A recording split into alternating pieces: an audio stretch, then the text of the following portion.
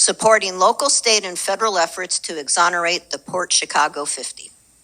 Whereas on July 17, 1944, the deadliest home front disaster of World War II took place when a tragic explosion occurred at the Port Chicago Naval Magazine, killing 320 men, of whom 202 were African American, and wounding 390, of whom 233 were African American.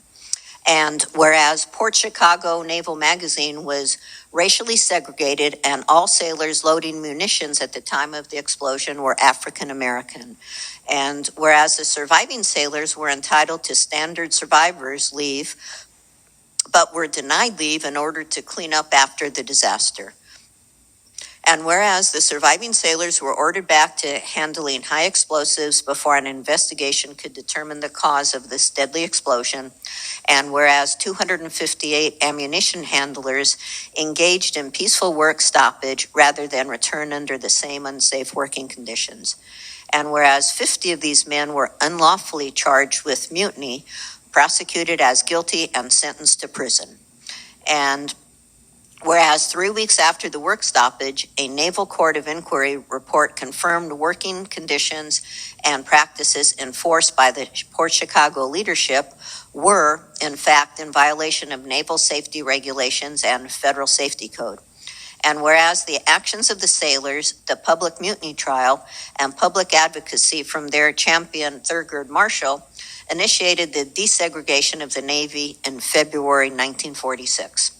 And whereas starting in the 1990s, Congressman George Miller worked to preserve the history of the Port Chicago 50 and worked towards their exoneration.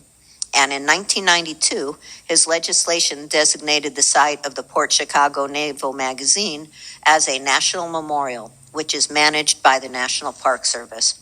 And whereas in 2009, President Barack Obama signed legislation to incorporate Port Chicago Naval Magazine National Memorial as a full and permanent unit of our national park system. And whereas the East Bay Regional Park District received part of the Concord Naval Weapons Station through a public benefit conveyance on July 19, 2019, and has named the park the Thurgood Marshall Regional Park, home of the Port Chicago 50, which honors the courage and legacy of the Port Chicago 50 and all those who sacrificed their lives in our nation's ongoing struggle for social justice, racial equality, and workers' rights. And whereas naval historians now recognize the actions of the Port Chicago 50 potentially saved lives and changed the Navy for the better. And whereas the cities of Albany, Elmerville, Berkeley, Concord, Antioch, Brentwood, Pittsburgh, Lafayette, Martinez, Orinda, Pleasant Hill, Walnut Creek, the Contra Costa County Board of Supervisors passed resolutions supporting local, state, and federal efforts to exonerate the sailors wrongfully convicted of mutiny following the Port Chicago disaster of 1944.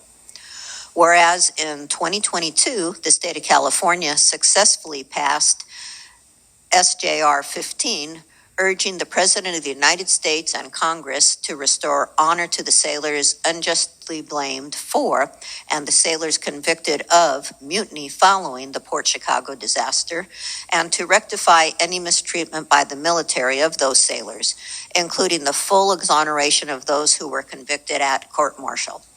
And whereas in 2023, U.S. Representative Mark DeSaulnier, California 11th District, U.S. Representative Barbara Lee, California 12th District, and U.S. Representative John Garamendi, California 8th District, introduced a resolution recognizing the victims of the Port Chicago disaster and calling for the exoneration of the Port Chicago 50.